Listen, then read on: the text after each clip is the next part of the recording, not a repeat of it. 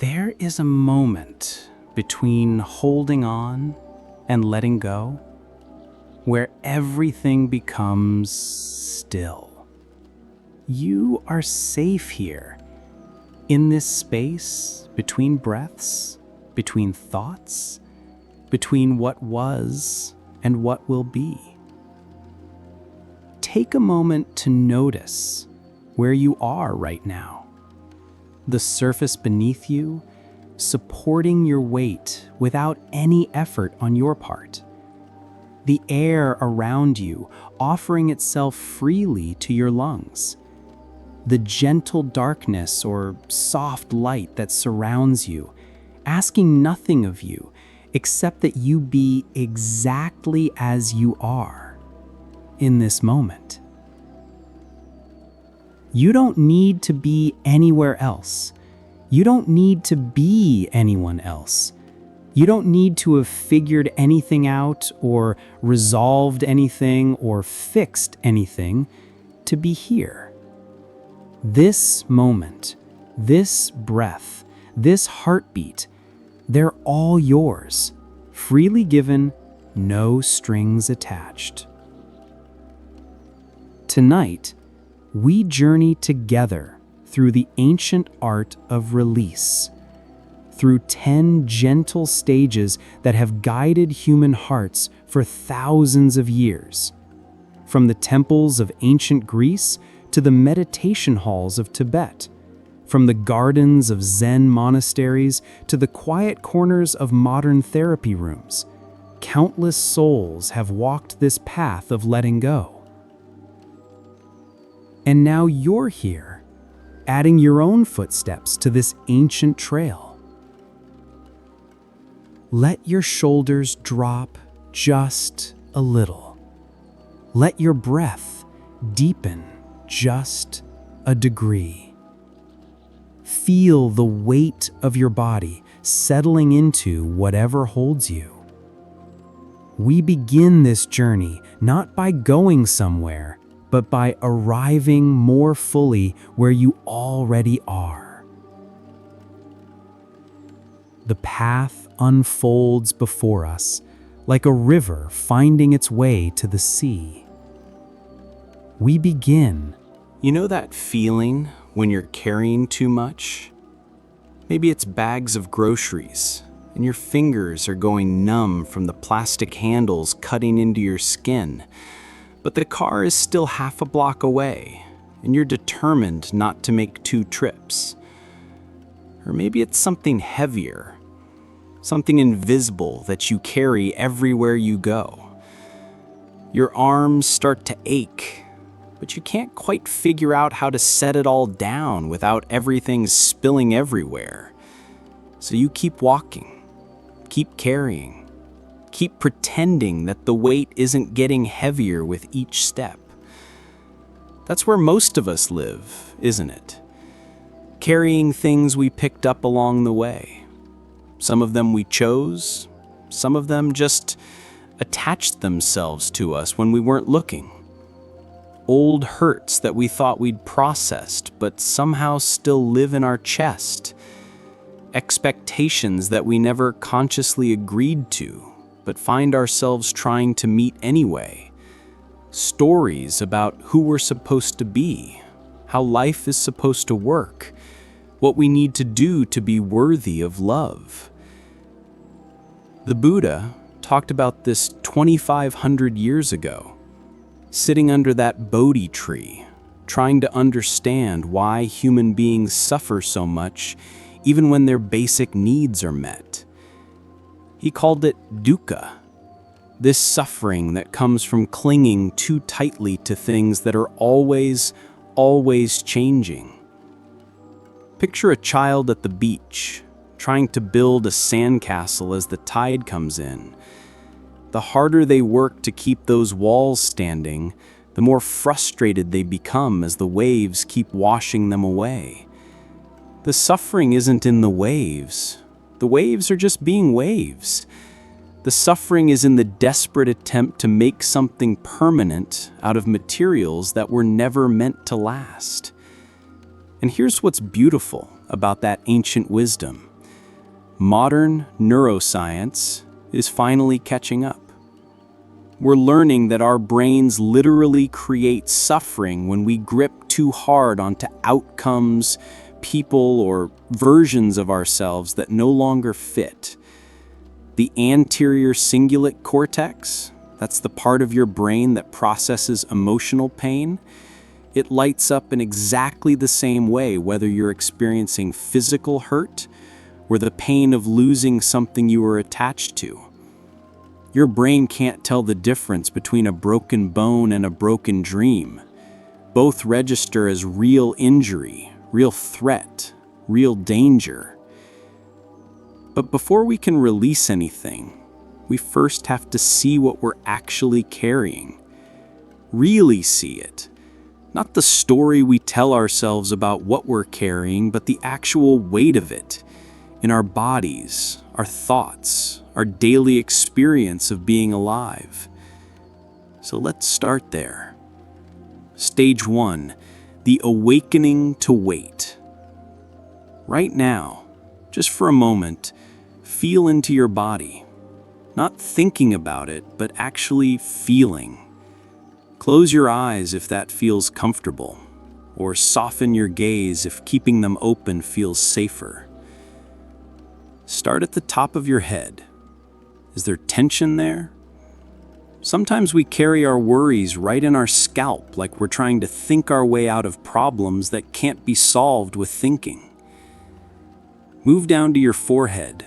Any furrows there? Any sense of trying to figure something out? To see clearly into a future that hasn't arrived yet? Your eyes. Are they holding tight to something? Sometimes we look so hard for answers, for signs, for proof that things will be okay, that our eyes forget how to simply rest and receive what's already here. Your jaw. Oh, your jaw knows things your mind hasn't admitted yet. Are you holding words you haven't spoken? Arguments you're rehearsing? Responses to conversations that may never happen? Your throat. What wants to be expressed but feels too dangerous to say out loud? What truth are you swallowing over and over again? Your shoulders, your poor, tired shoulders. They've been carrying so much for so long they probably don't remember what it feels like to hang loose and easy. What burdens have they been holding up? What responsibilities that maybe, just maybe, were never yours to carry in the first place? Our bodies are honest in ways our minds aren't always ready for. They hold our stories, our fears, our desperate attempts to control things that were never really ours to control in the first place. Every muscle that won't relax, every breath that stays shallow, every part of you that feels rigid or guarded, it's information. Your body is trying to tell you something about what you've been carrying and for how long. This isn't about judgment. God knows we all have reasons for holding on so tight. Life can be intense, unpredictable. Sometimes it feels like if we don't grip with both hands, everything we love might just slip away into some void we can't reach. I carried my grandmother's worry for 15 years after she died. Didn't even realize I was doing it until one day I caught myself checking the locks on my door 3 times, the way she used to do. Somewhere along the way, I'd picked up her anxiety about safety and made it my own. Like inheriting a coat that doesn't quite fit, but you wear anyway because it belonged to someone you loved. But here's stage 2, the honest inventory. This is where the Stoics had something powerful to offer. Epictetus, who knew a thing or two about losing control, he was a slave for much of his life. His body wasn't his own, his time wasn't his own, Even his location wasn't his own. He taught this radical idea. There are things we can control and things we can't. And most of our suffering, it comes from trying to control the things that were never in our hands anyway. Like a traveler examining their pack before a long journey, we get to look at what we've been carrying.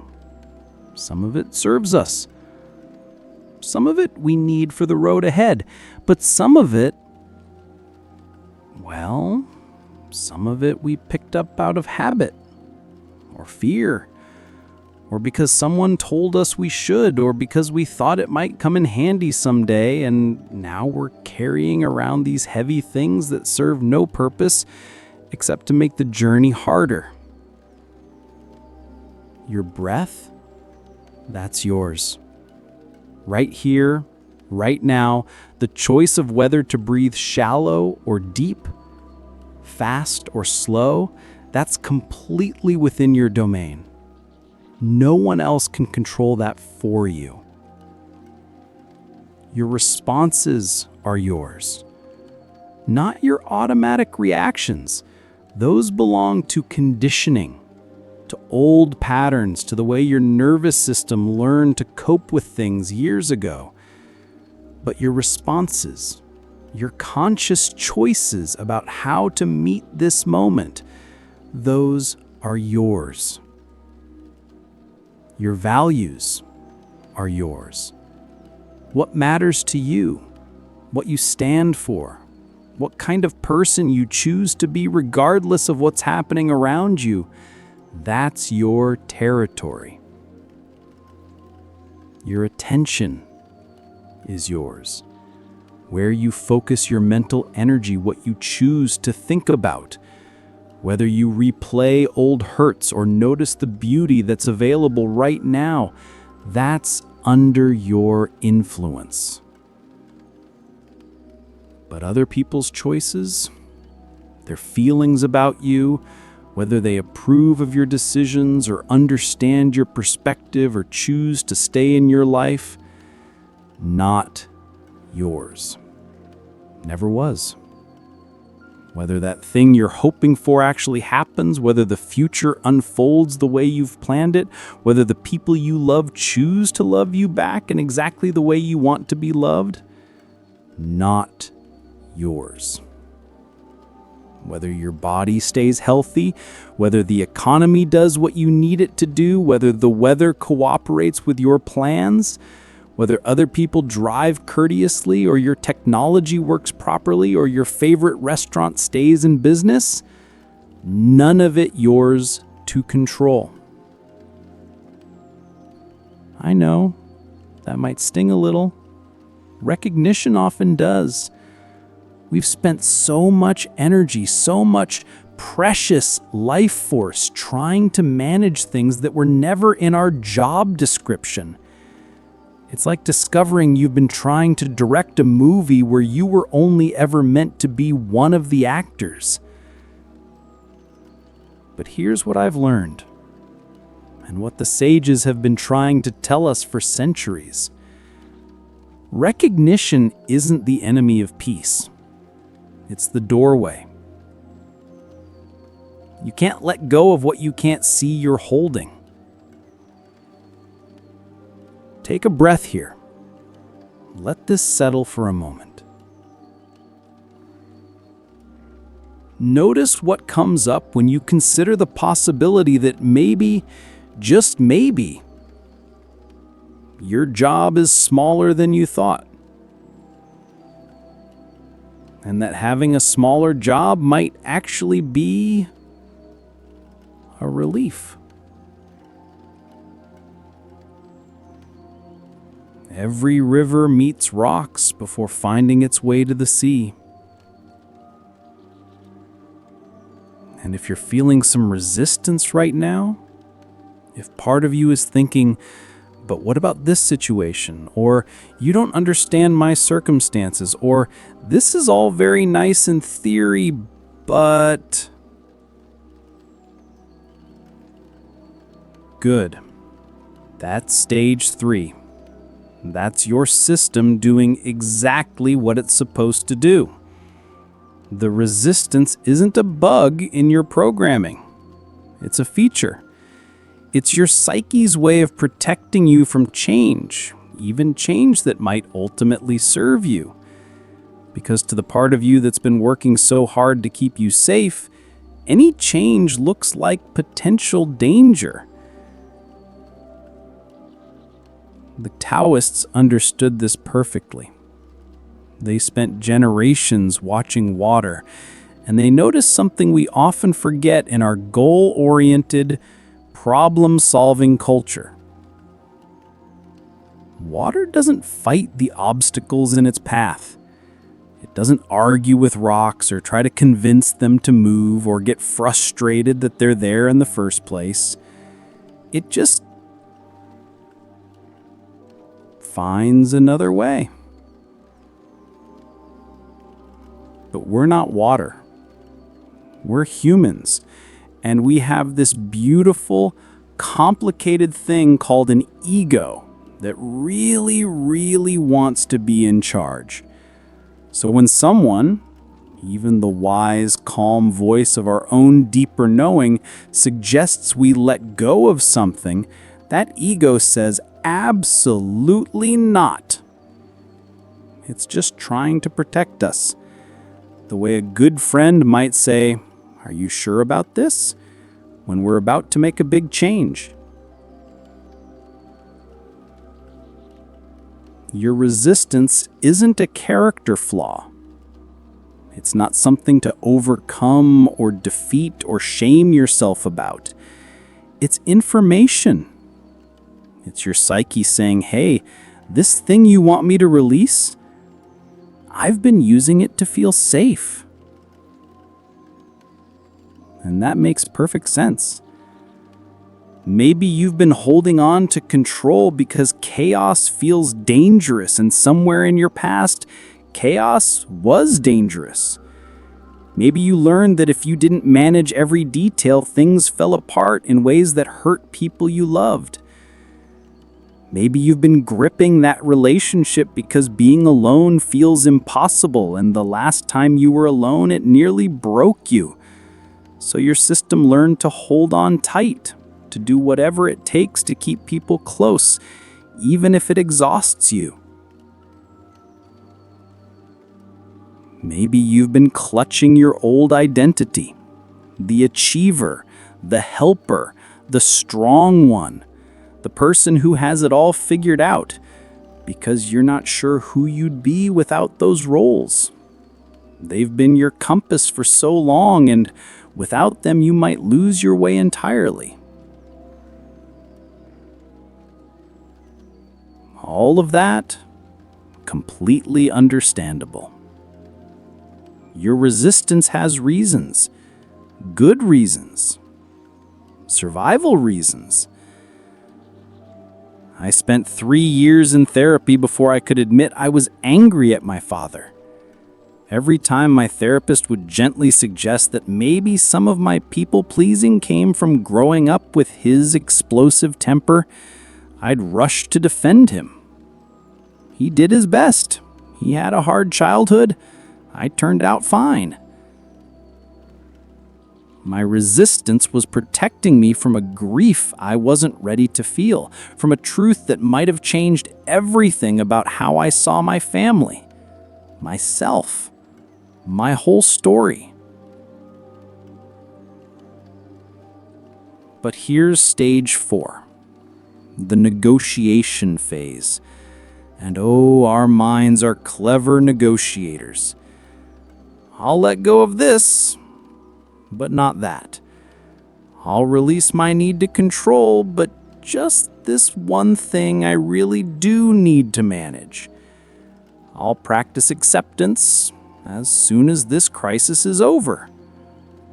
I'll practice acceptance as soon as this crisis is over.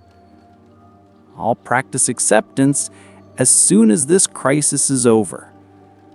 I'll practice acceptance as soon as this crisis is over. And all the buts. It's like that kid who promises to share their toys tomorrow while clutching them tighter today. But what if I let go and something terrible happens? What if people think I don't care? What if I'm being irresponsible? What if letting go is just giving up? These aren't unreasonable questions. They're the questions of someone who's been carrying responsibility for outcomes that were never theirs to carry, but who's been carrying them for so long that setting them down feels like abandoning everything they care about. The negotiation phase can last days, weeks, years. I know people who've been negotiating with the same letting go for decades. I'll forgive him when he apologizes. I'll stop trying to fix her when she gets her life together. I'll let go of this dream when I find a better one. And you know what? Sometimes we do need to hold on a little longer. Sometimes we're not ready, and that's okay too. Letting go isn't a performance for anyone else's timeline. It's an inside job that happens when it happens. But when you are ready, when you're finally tired of carrying so much weight, when the cost of holding on becomes greater than the fear of letting go, there's something that happens. A softening, like snow beginning to melt when spring finally arrives. Right now, you can practice this in the smallest possible way. With each exhale, you can release one small demand on life. Just one. Maybe it's the demand that today go perfectly. Maybe it's the demand that someone understand you. Maybe it's just the demand that your shoulders stop holding the weight of the whole world. Breathe in and notice what you're holding. Breathe out and let one small thing go. It could be as simple as releasing the demand that this very breath be different than it is, or the demand that your mind be quieter, your body more comfortable, your emotions more manageable. Just one small release. See what that feels like. Resistance isn't failure. It's the last song of the old self, the part that's been working so hard to keep you safe. Thank it. Honor it. Acknowledge that it served you well. And then, when you're ready, let it know that maybe, just maybe, there's another way to be safe in this world. In softness, we find our truest strength. There's this moment in every letting go process where something shifts. It's subtle at first, like the difference between gripping your steering wheel with white knuckles and holding it gently but securely. Same destination, completely different journey. Your hands do the same job, but your whole nervous system gets the message that maybe this doesn't have to be a fight. Stage 5 is what I call the first surrender. And surrender isn't what most of us think it is. We've been taught to think of surrender as defeat, as giving up, as weakness. But the kind of surrender we're talking about here, it's more like a master archer learning to work with the wind instead of fighting against it. Still fully engaged, still aiming for the target, but moving with the forces at play instead of trying to dominate them. The Buddha taught about this middle path between attachment and aversion. It's not about not caring, it's about caring without owning, loving without possessing, being invested in outcomes without being destroyed if they don't happen the way we planned. Think about how you hold a bird. Too loose and it flies away before you're ready. Too tight and you crush the very thing you're trying to protect. But just right, and you can feel its heartbeat, appreciate its beauty, maybe even earn its trust while still allowing it the freedom that makes it a bird in the first place. This is where modern neuroscience gets really interesting. When we practice acceptance, real acceptance, not just saying the words, but actually letting our nervous system relax into what is, our brains literally rewire themselves. New neural pathways form. The amygdala, that alarm system that's been scanning for threats and problems to solve, finally gets the message that maybe, just maybe, we're okay right now. In this moment, we don't need to be on high alert. And from that more relaxed place, you actually make better decisions. You see more options. You respond from wisdom instead of react from fear. I can love you without needing to control you. I can care about this project without needing to micromanage every detail. I can want good things to happen without making my happiness dependent on whether they actually do. You're learning to hold things lightly, like holding a butterfly, firm enough that it doesn't slip away if it wants to stay, gentle enough that you don't crush its wings, open enough that it can fly away when it's ready to go. Let's practice this right now. Think of something small that you've been trying to control. Maybe it's how clean your house is, or how quickly someone responds to your text messages, or whether your coworker appreciates the work you do. Feel where that effort to control lives in your body. Is it in your chest, your stomach, your shoulders? Now imagine holding that concern like you'd hold a soap bubble, present with it, aware of it, but so gently that you don't pop it with your attention. You can care about the bubble without crushing it. You can appreciate its beauty without demanding that it last forever. That's the energy of loving without possessing. And then comes stage 6, the deep exhale. Marcus Aurelius, sitting in his tent between battles, leading an empire while simultaneously trying to understand the nature of existence, wrote about the impermanence of all things. Everything that rises also falls. Everything that comes together eventually comes apart. Everything that begins ends. Not as a pessimistic truth, but as a liberating one. If everything is temporary, if even your problems are temporary, if even your pain is temporary, then maybe you can afford to hold them a little more lightly. Your body has been holding all of this for you. Every worry you've carried, every attempt to control the uncontrollable, every fear about what might happen if you let go. Your muscles have been clenched, your jaw tight, your breathing shallow, trying to help you manage what feels unmanageable. But what if, just for right now, you let your body know it's okay to let go? We're going to do this slowly, like teaching a frightened animal that it's safe to relax. No sudden movements, no demanding that everything change at once. Just gentle invitations to soften one small area at a time. Starting with your forehead. Bring your attention there now. Any tension? Any sense of trying to figure something out? Solve something?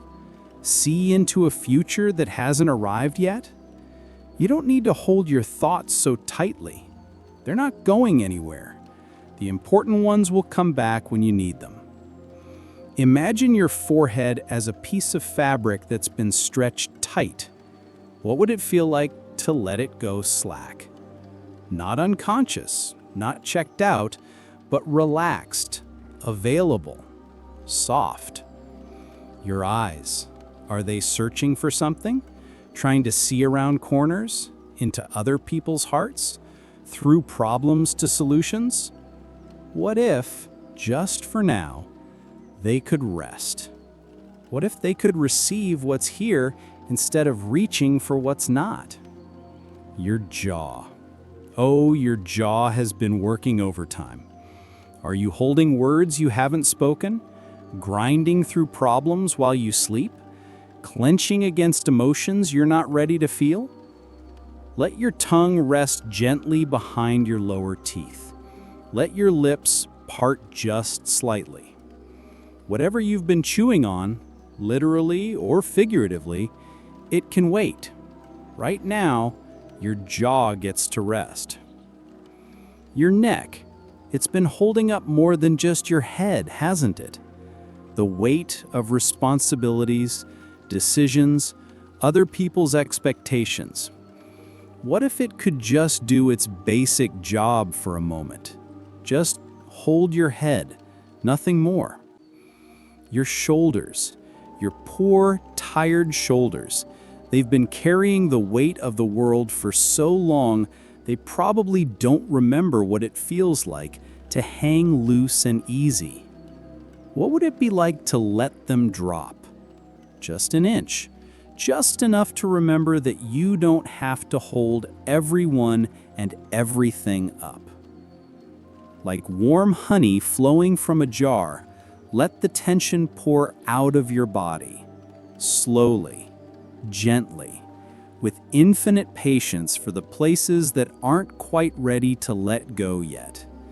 Some areas might soften immediately, others might need more time, more convincing. That's okay. Your body has its own wisdom about what it's ready to release and when. Continue this gentle inventory. Your arms, are they reaching for something? Pushing something away? Holding something up? What if they could just hang by your sides, available but not actively working? Your chest, what are you protecting there? What emotion are you holding in or keeping out? What if your rib cage could expand, not just for breath, but for feeling? What if your heart could beat without armor?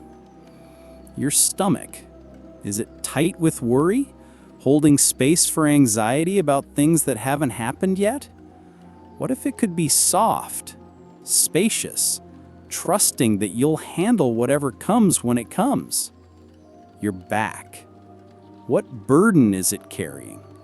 What are you afraid will happen if you stop holding everything up? What if your spine could be strong but flexible, like a tree that bends with the wind instead of breaking? Your hips, what are you holding there? Old emotions? Forgotten trauma?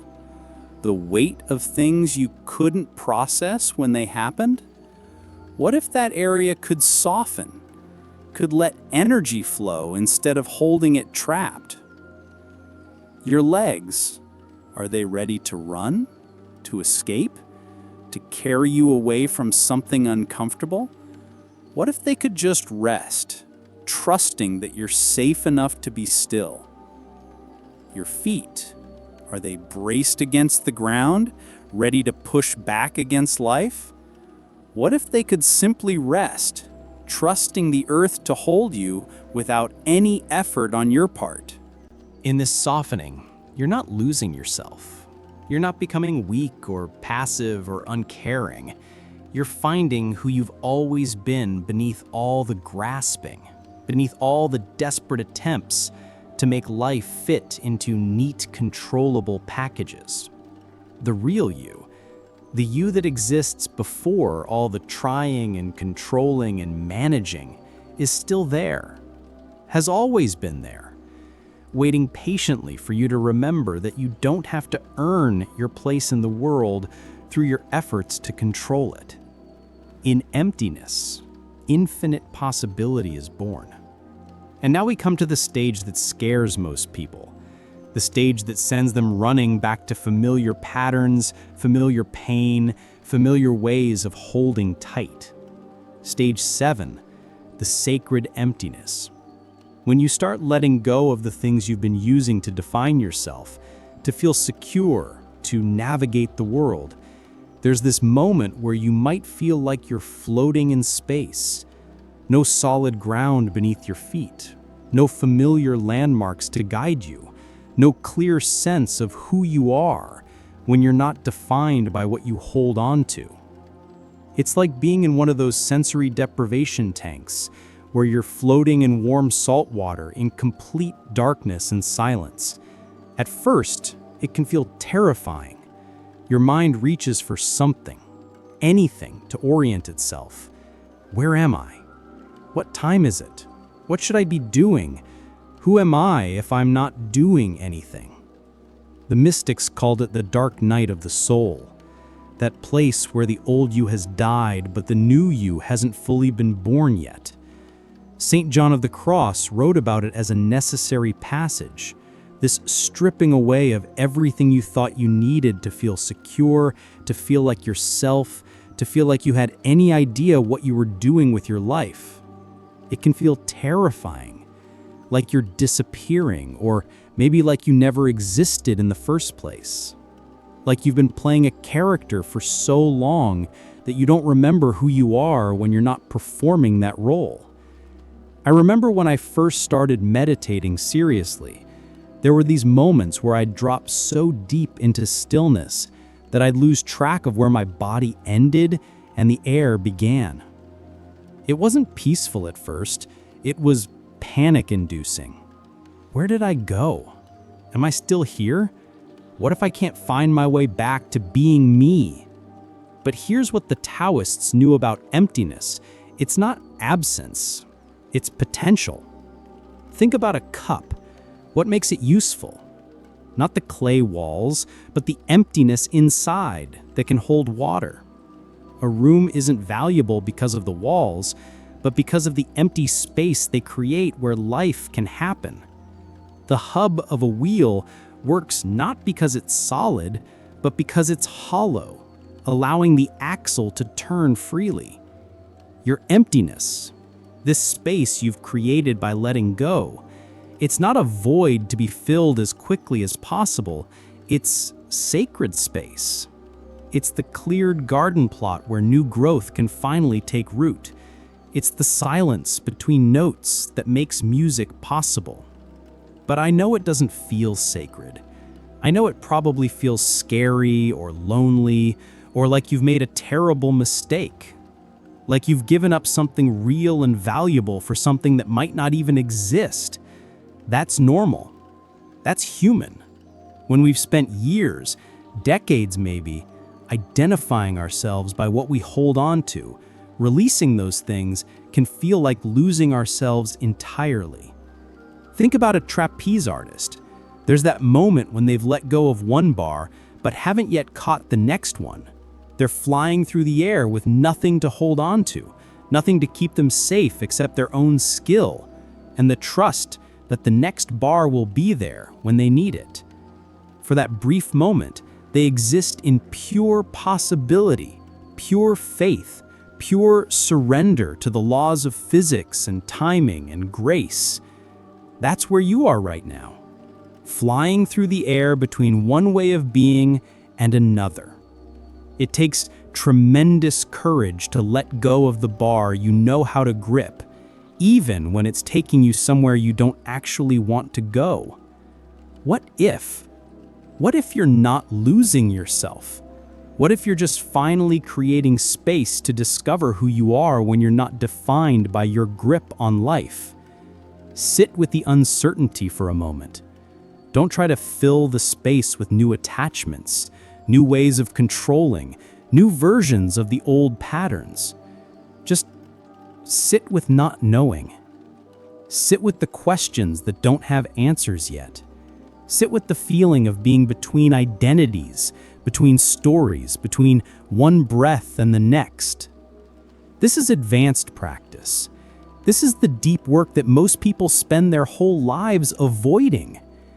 You're learning to be comfortable with the space between notes, between thoughts, between who you were and who you're becoming. In Zen, they call it don't know mind.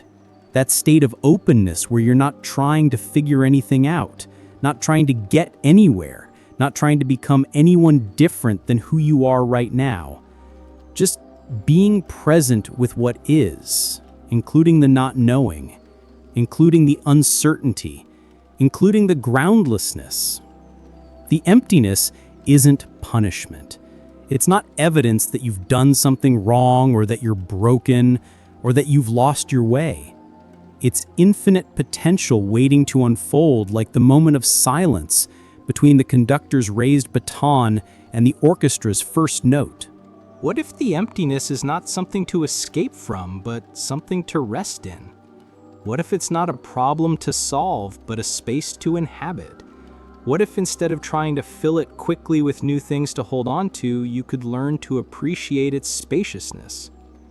Let yourself float in this not knowing for a while. Let yourself be undefined, unscheduled, unattached to any particular outcome or identity or way of being. This is what mystics and sages have called the fertile void, the place where miracles are born, where new possibilities emerge, where who you're becoming can finally have room to breathe. This emptiness is not absence, it is infinite potential waiting to unfold. What we release creates space for what seeks to emerge. And then, something new begins to appear. It's not dramatic at first, not like sunrise breaking over mountains or flowers blooming in time-lapse photography. It's more subtle, like the way your eyes slowly adjust to darkness until you can see shapes you didn't know were there. Like the way spring arrives, not all at once, but in tiny increments. A bud here, a bird there. The barely perceptible shift from winter's gray to something that might eventually become green. Stage 8 is like dawn breaking after a long night. You start to notice things you couldn't see when you were holding so tightly, when all your energy was focused on gripping and controlling and managing. Colors seem brighter. Sounds seem clearer. It's like you've been looking at the world through a dirty window and someone finally wiped it clean.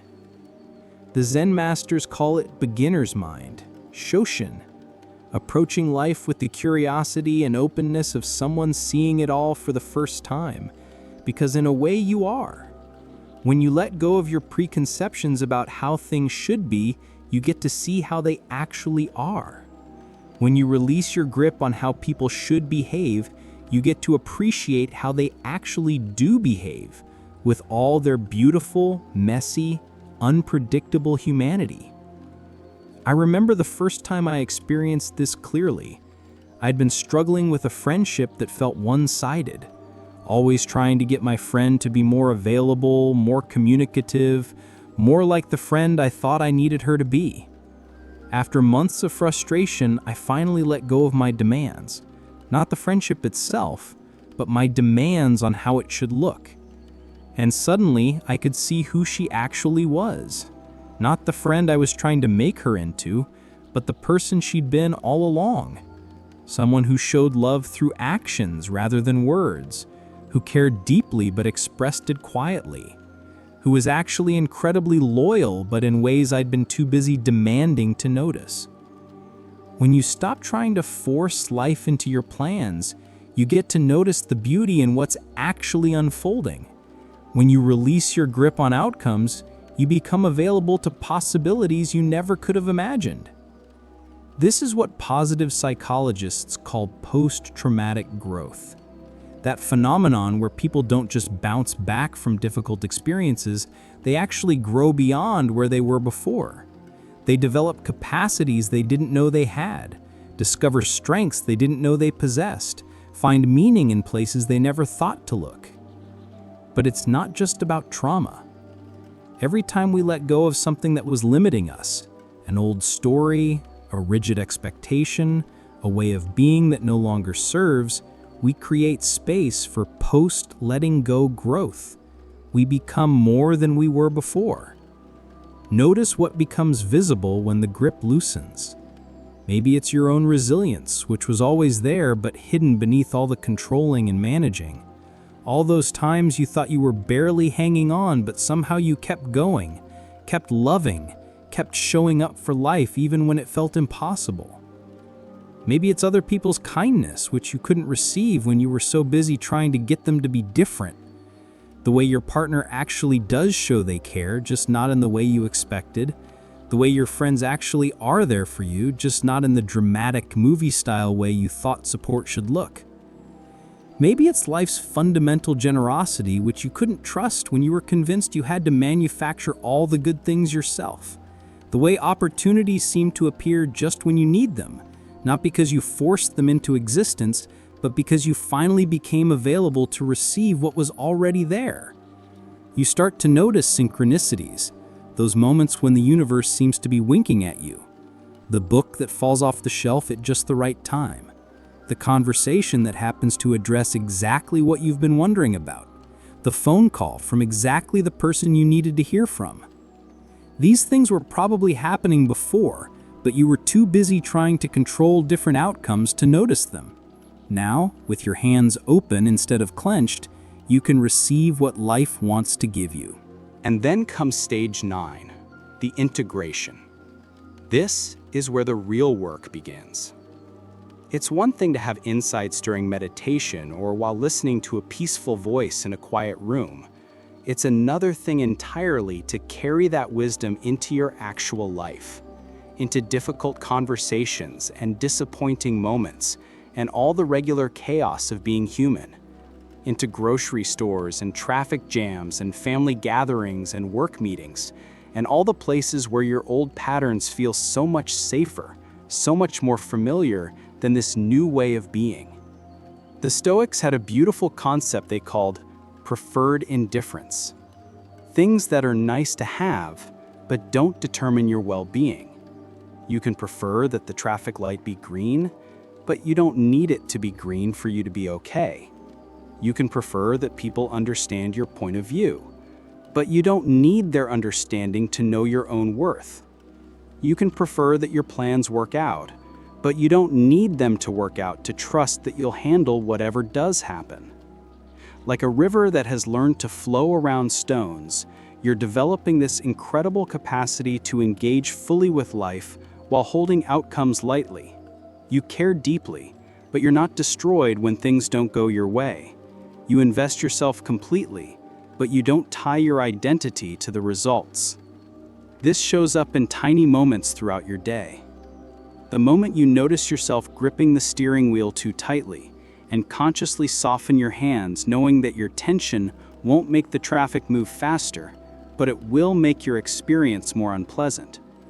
The conversation where you catch yourself trying to control someone else's response, trying to make them understand, agree, approve, change their mind, and choose instead to simply share your truth and let them have whatever reaction they're going to have.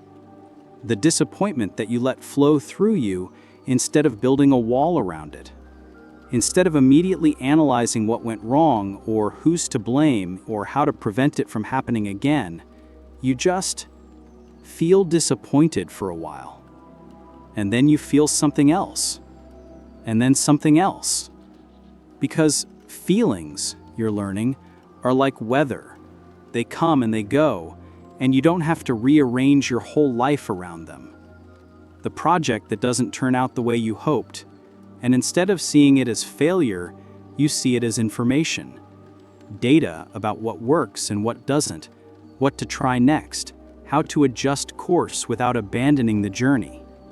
The relationship that changes in ways you didn't expect, and instead of trying to force it back to what it was, you let it become what it's becoming.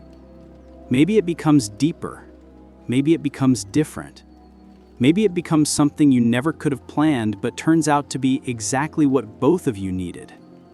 You're learning to dance with uncertainty instead of demanding guarantees. To find stability not in controlling external circumstances, but in trusting your ability to flow with whatever comes. Not because you're passive, but because you understand something fundamental about the nature of things. This integration happens slowly, like learning a new language. At first, you have to consciously translate everything. Oh, I'm gripping again. Let me soften. Oh, I'm trying to control this outcome. Let me step back. But gradually, it becomes more natural. The new way of being starts to feel like home. You're not the same person who began this journey, and that is the gift. True letting go is not an event, but a way of being. Stage 10 feels different from the others because it's not really a stage at all. It's a way of moving through the world. Like learning to ride a bicycle, at some point you stop thinking about balance and pedaling and steering, and you just ride. The movements become fluid, automatic, graceful. This is effortless letting go. Not forced, not performed, not something you have to remind yourself to do every 5 minutes. It becomes as natural as breathing. You hold what needs holding, release what seeks freedom, and somehow you know the difference without having to think about it. It's like watching an autumn tree release its leaves. There's no struggle, no resistance, no dramatic effort. The tree doesn't hold a meeting with each leaf to discuss whether it's ready to go. It doesn't mourn each falling leaf or try to convince them to stay until spring. When the time comes, the leaf simply lets go and dances on the wind. The tree trusts the wisdom of seasons, the intelligence of cycles, the beauty of constant change. And here's what's beautiful. The tree doesn't become less itself by releasing its leaves. If anything, it becomes more itself, more essential, stripped down to its core truth, standing strong and graceful against the winter sky, ready for whatever season comes next. Your brain, after all this practice, has literally rewired itself. The neural pathways of grasping and controlling have grown weaker from disuse, like paths through a forest that get overgrown when no one walks them anymore. The pathways of acceptance and flow have grown stronger with repetition, like well-worn trails that become easier to follow each time you take them. What used to require enormous effort, choosing acceptance over resistance, trust over control, flow over force, now happens naturally, automatically, like your body remembering how to walk without having to consciously coordinate every muscle movement. But here's the thing about mastery. It's not a destination where you arrive and then get to rest. It's an ongoing relationship with life, a continuous conversation between who you are and what life is presenting, moment by moment, breath by breath. Every day brings new opportunities to practice this ancient art, the micro moments of letting go that add up to a completely different way of being in the world. The phone call you've been dreading, and instead of spending 3 days rehearsing what you'll say and trying to predict every possible response, you just make the call. You say what's true, you listen to what comes back, and you respond from presence instead of from script. The compliment someone gives you that you used to deflect or minimize, and now you just receive it. Thank you. Not because you've convinced yourself you deserve it or figured out how to accept praise, but because you've learned that gifts are meant to be received, and fighting them just makes everyone uncomfortable. The mistake you make, because you still make mistakes, you're still human, and instead of spiraling into shame or scrambling to fix it or spending hours analyzing what went wrong, you just acknowledge it. Learn what there is to learn, make amends if amends are needed, and move on. Because mistakes, you've discovered, are just information. They're how life teaches you course corrections. The weather that doesn't cooperate with your plans, the technology that breaks down at the worst possible moment, the person who doesn't respond to your message the way you hoped they would. All of it just life being life. Not personal attacks on your peace of mind, not evidence that the universe is against you, just the ordinary chaos of existence that you've finally learned to dance with instead of fight. In relationships, you love without possessing. You enjoy people's company without needing them to stay the same forever. You appreciate their growth, even when it means growing in directions you didn't expect, maybe even growing apart. You offer your heart without demanding a specific response because you've learned that love given freely is love that can actually be received. You have preferences. You're not a doormat, not checked out, not indifferent to outcomes. You still want good things to happen, still work toward goals that matter to you, still care deeply about the people and causes and dreams that light you up. But your happiness doesn't depend on getting your preferences met. Your peace doesn't require that life behave the way you think it should. When challenges arise, and they will, because that's what life does.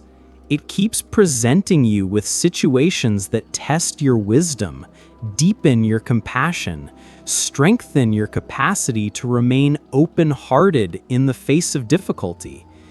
You meet them with an open hand instead of a clenched fist. You respond instead of react. You adapt instead of resist. Not because you're weak or giving up or don't care about outcomes, but because you understand something fundamental about the nature of things. Life is change. Life is flow. Life is one continuous process of things arising and passing away, coming together and coming apart, beginning and ending and beginning again. Fighting that process is like fighting the ocean with your bare hands, exhausting, futile, and completely unnecessary. You're learning to swim with the current instead of against it, to use the wind in your sails instead of cursing it for not blowing in the direction you plan to go, to find the beauty in detours, the gifts in delays, the wisdom in what feels like wrong turns. This doesn't mean you become passive or stop having dreams or quit working toward things that matter to you. It means you hold your dreams lightly enough that they can evolve, your plans loosely enough that they can adapt, your goals gently enough that achieving them isn't the only way to be happy. You're learning to find joy in the process instead of postponing it until you reach the destination, to appreciate what's here while working toward what could be, to love your life as it is while still being open to how it might become. This is the ongoing journey, letting go as a lifetime practice, not a problem to be solved once and forgotten. Every moment offering you the chance to hold a little more lightly, to love a little more freely, to move through the world with the grace of someone who finally understands. You are not separate from the flow of life. You are the flow of life, expressing itself as this beautiful, temporary, ever-changing human experience. As this journey ends, another begins. We've traveled together through the 10 stages, from that first recognition of what we carry to this natural, effortless way of moving through the world with open hands and an open heart. But these stages aren't a ladder you climb once and then you're done. They're more like a spiral staircase that you travel your whole life, coming back to familiar territory but at a deeper level each time. You might find yourself back at stage 3, feeling resistance to letting go of something new that life is asking you to release. That's not regression, that's the spiral path. You'll meet that resistance with more wisdom this time, more compassion, more trust in the process. You might discover yourself in stage 7 again, sitting with emptiness after releasing something you didn't even know you were carrying. But this time, you'll recognize the sacred space for what it is instead of rushing to fill it. You'll know how to rest in the not knowing, how to trust the fertile void. The 10 stages live within you now, not as rules to follow, but as gentle reminders, as whispered invitations from your deepest wisdom.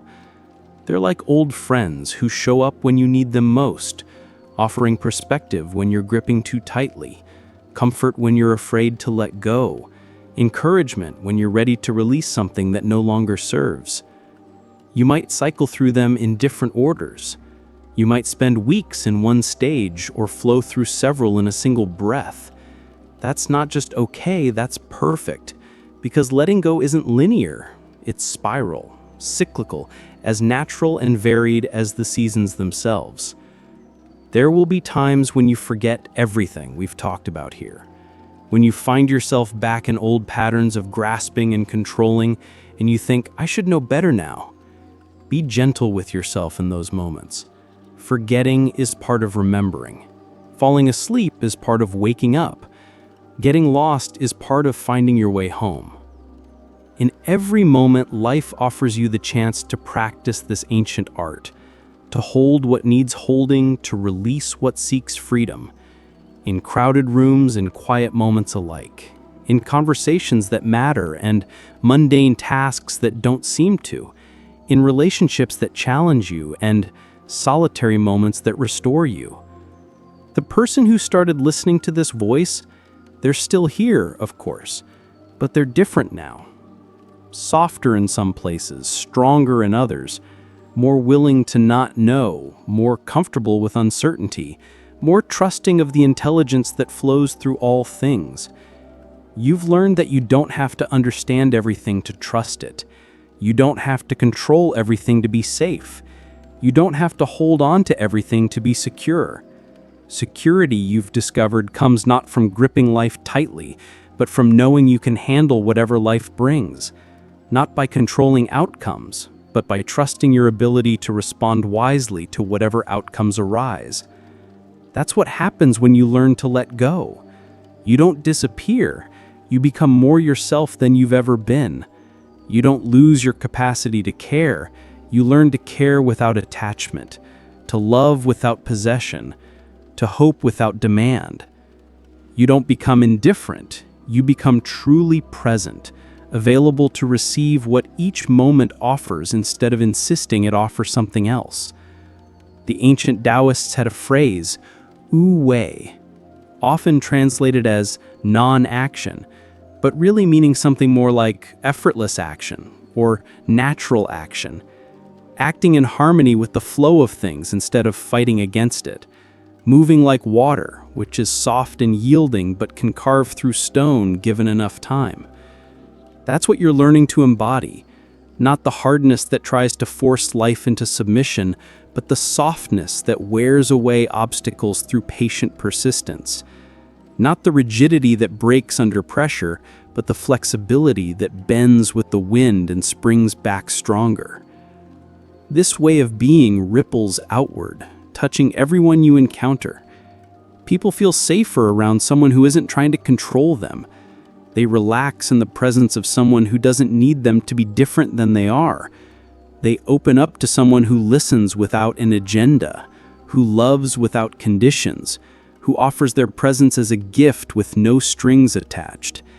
You become a refuge for others still learning to let go, not because you're preaching or teaching or trying to fix anyone, but because you're living proof that it's possible to move through the world with an open heart, that it's safe to stop fighting life and start dancing with it.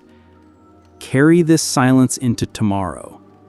Let it be your companion when the world gets loud and chaotic. Let it remind you that beneath all the noise, beneath all the urgency, beneath all the things that seem so important and dramatic and requiring of your immediate attention, there's this quiet space where you can always return. A place where you remember what you've learned about the art of release, where you can feel again that deep trust in life's intelligence, that bone-deep knowing that you don't have to manage everything, control everyone, or figure out all the answers. When someone cuts you off in traffic, let that be your practice ground. When your plans fall through, let that be your teacher. When someone disappoints you, let that be your opportunity to love without needing them to be different. When you disappoint yourself, Let that be your chance to practice the ultimate letting go, releasing your demand that you be perfect. Every challenge becomes a doorway into deeper freedom. Every difficulty becomes an invitation to let go at a level you've never accessed before. Every loss becomes an opportunity to discover what can't be lost, the love that you are, the awareness that you've always been, the peace that was never actually missing. And when you're ready to journey deeper into this practice of inner peace, when you want to explore more pathways to the quiet mind, when you need reminders of these truths we've shared together, subscribe to the Quiet Mind. Because this conversation doesn't have to end here. This community of people learning to live with open hearts and gentle hands, learning to find stability in uncertainty and security in not knowing, learning to love this life exactly as it is while remaining open to however it wants to become, we're here. We're here creating space for wisdom in a world that often forgets to slow down. We're here practicing together, supporting each other, remembering together what it means to be human in the deepest, most authentic way. We're here because we know that transformation happens in community, that healing happens in connection, that sometimes you need to hear the same truth 100 different ways before it finally lands in your bones. So subscribe to the Quiet Mind and let this practice continue. Let these conversations deepen. Let this wisdom grow roots in the soil of your daily life. Until we meet again in the space between thoughts, be gentle with yourself. Be gentle with this world, and remember, you are already everything you seek to become. You always have been. The art of letting go isn't about becoming someone new. It's about releasing everything that was never really you in the first place, until all that remains is the love that you are, the awareness that you've always been, the peace that was never actually missing. You are the space in which all things arise and pass away. You are the silence between the notes that makes the music possible. You are the emptiness that gives form its meaning, the stillness that allows movement to exist, the peace that remains constant beneath all the changing conditions of your life. You are home, and you always have been. Rest now. Let these words settle into your bones, into your breath, into the quiet spaces of your heart. Let them become part of you the way water becomes part of soil naturally, without effort, changing you from the inside out. And when you're ready, when the world calls you back to its beautiful chaos, remember that you carry this peace with you wherever you go. It's not something you have to create or maintain or protect. It's what you are, underneath everything else, always available, always present, always inviting you home to the truth of who you've always been. Sleep well, dear friend. Dream of rivers flowing to the sea, of leaves dancing on autumn winds, of the space between breaths where everything is possible and nothing needs to be different than it is. Tomorrow is another chance to practice, another opportunity to live this ancient wisdom, another day to discover what becomes possible when you finally learn to let life live itself through you. And remember, subscribe to the Quiet Mind, where this practice continues, where this wisdom deepens, where this community of gentle hearts keeps growing. Carry this peace wherever you go. It's yours now. It always was.